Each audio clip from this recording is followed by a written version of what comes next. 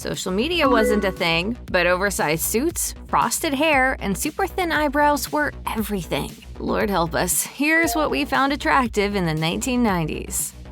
Over the past few years, there has been a major shift toward body positivity in the entertainment industry. The tide is slowly turning, with women of all shapes and sizes taking center stage and feeling good about themselves. It's been a long time coming, and there's still a long way to go. But thankfully, we're not trapped in the 90s. Back then, supermodels were stick thin and size 0. While we love and adore Kate Moss, she was at the forefront of a movement dubbed Heroin Chic. The look was skin and bones, with gaunt cheeks and a devil-may-care attitude that gave the impression one had just awakened after a raucous night out. Fashion magazines favored the look so much that it made any celebrity of a healthy weight seem way less cool. As a former Cosmopolitan employee, Atusa Rubinstein told The Guardian, "I remember a new editor, Bonnie Fuller, came into Cosmo in 1996 and put Jennifer Aniston on the cover. The fashion director was like, ugh, she is so fat." The fact that we thought Jennifer Aniston was fat is telling of that era. Back in the 90s, if you wanted to hang with your pals, you had to arrange a time and date and hope they showed up. Of course, there was no cooler way to spend your day than to head down to the local mall and hang for 8 hours. The mall wasn't just somewhere to go to spend your money, but the it destination for cool kids. What's a pretty girl like you doing sitting alone in the middle of this monument to consumerism? Want to increase your chances of seeing that boy you like? Head to the mall. Want to meet someone new? Chances are you'll lock eyes over a hot pretzel and spend the rest of the day following each other around, giggling from a distance. Anyone who was anyone went to the mall on the weekend, regardless of whether you had any cash to spend. Weirdly, it was all we wanted to do. Now, the rise of online shopping has largely killed this once beloved activity, with stores closing down and some malls shutting entirely. Still, we'll always have the memories and the overpriced photo booth snaps that lurk in our memory boxes. Let's face it, there are plenty of cringy 90s movie moments out there. While we're still suckers for some of the classics, we can't say they weren't problematic. One of the biggest movie trends of the decade came in the form of the made-over nerd. In She's All That, for example, Rachel Lee Cook's character goes from being an unpopular art nerd to a bona fide high school queen. Was this some kind of new dork outreach program? With a quick haircut, a new dress, and some contact lenses, Cook's character is suddenly worthy of attention, causing all the boys to fawn over her. The same plotline was repeated in other popular movies of the decade, including Cruel Intentions and Clueless. We just couldn't get enough of the nerd makeover, but what's worse is that we didn't identify it as problematic. Better to have a date than to be overly invested in one's future, right? Sadly, this movie and subsequent cultural trend took a while to die out. No discussion of 90s hot trends would be complete without mention of the holy grail of haircuts, the curtains. Everyone loved a head full of highlighted tresses beautifully parted. All the teen heartthrobs of the time rocked curtains at one point or another, from the Backstreet Boys' Nick Carter to Dawson's Creek star James Vanderbeek. Girls wanted to run their hands through it, and guys wanted to wear it. It may not have been as popular as Jennifer Aniston's famed Rachel cut, but it wasn't a quick fad either. In fact, this style left such a mark on fashion culture that it's still talked about today, and even, dare we say it, making a comeback. Over the past couple of years, the curtain hairstyle has reappeared in the unlikeliest of places. British soccer star Jack Grealish sported the look during the Euro 2020 tournament, perhaps aiming to recreate David Beckham's famous 90s aesthetic. Still, let's hope this is just a passing trend. There's only so much we can take when it comes to throwback fashion.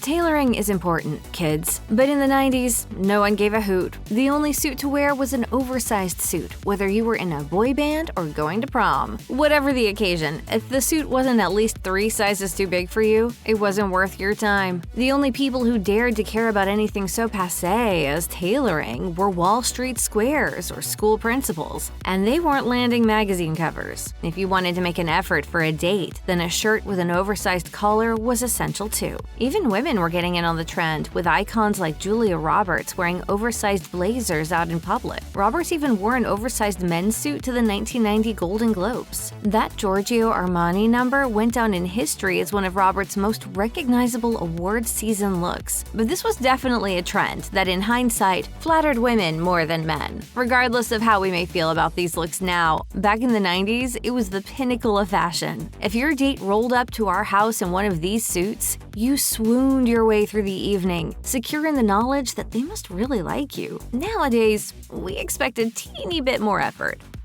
In the early 90s, a whole new wave of music took over the world. Bands like the Smashing Pumpkins, Nirvana, Hole, and Soundgarden spearheaded grunge, giving angsty teens across the globe something to thrash to. With that came a new look. The preppiness of the 80s was gone. Here were flannel shirts, ripped pantyhose and jeans, smudged makeup, and what can only be described as an unusual scent, which we were obsessed with, despite our better judgment. Elements of this alternative look are still popular today. Kurt Cobain became an unwitting fashion icon just as much as a rock legend. There was something appealing and unassuming about a skinny, guitar-wielding man with shaggy hair wearing his grandpa's cardigan. It just worked. However, according to his wife, Courtney Love, Cobain had no idea what he was doing. The Standard quotes her sharing, "I remember we were lying in bed and opened the New York Times to see fashion pictures of him splashed across the paper. We were both amazed. Kurt didn't get it. He'd always shied away from anything to do with fashion, and it freaked him out." Even after Cobain's tragic death in 1994, grunge lived on,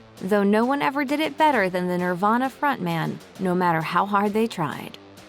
Let's set the scene. It's a summer Saturday. Your hair is freshly highlighted with sun in, and you're walking through the mall wearing the new skirt your mom picked out from Hot Topic. Suddenly, you lock eyes with a stone-cold fox, his spiky frosted tip hair glinting in the fluorescent lighting as he pulls up his oversized jeans. Is this love? Or did you just inhale too much of the free perfume at Bath & Body Works? Curtains were one thing, but frosted tips were how you knew the guy was really worth it. After all, if Freddie Prinze Jr. did it, it must have been cool, right? Many celebrities rocked this look throughout the 90s, including Justin Timberlake and Brad Pitt. The tips have to go. What? Why? Jake, we're worried about you and you look very stupid. The style, which usually required bleaching just the tips of your hair and using an extraordinary amount of gel to make it stand on end, was everywhere. Suddenly all the boys looked like Sonic the Hedgehog, and we loved it. It didn't matter if you were a boy band member or just a regular high school kid. If you had the tips, you'd better frost them. We know better now, but that hasn't stopped the style from creeping its way back. In 2017, the New York Post ran an article with the headline, "Frosted tips are back and everything is terrible." Do you think I'm too old to pull off a set of frosted tips? And British GQ doubled down on this sentiment in 2022, saying, "Watch out, frosted tips are making a comeback." Who wants to visit the 90s? Frosted tips, dial-up, Creed. 90s makeup trends were varied and plentiful. At one point, colorful gel eyeshadow was the biggest thing on earth, as were hair mascara and painfully thin brows. Get my eyebrows done.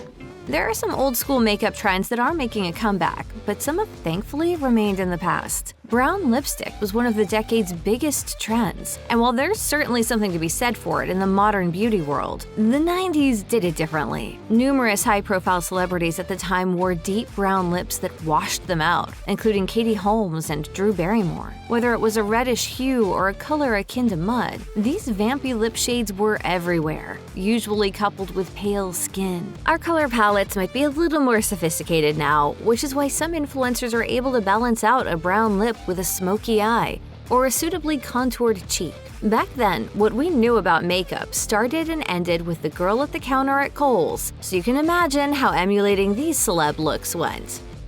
Turning on your TV and streaming a vast quantity of movies and TV shows is so second nature to us these days that even those of us who lived through the Blockbuster era can barely remember it. Believe it or not, spending an evening down at the video rental store was once a Friday night highlight. You could spend an eternity poring over which VHS you wanted to rent, only to take the empty box to the cashier and find out someone else had already rented it. But renting a video was more than getting your entertainment fix for the weekend. Just going to the store was part of the fun. And it wasn't a throw on your pajamas event either. You wouldn't dare show up to the rental store wearing just any old thing. Just like going to the mall, this was a weekly ritual. You were almost certain to bump into someone you knew. These were hangout spots where you could spend hours chatting with your friends and mulling over what movie to choose without feeling rushed. It was cool. Sadly, the rise of streaming services put an end to these sacred spaces. Out of 9,000 former locations, there's only one Blockbuster Video that still exists, located in Bend, Oregon.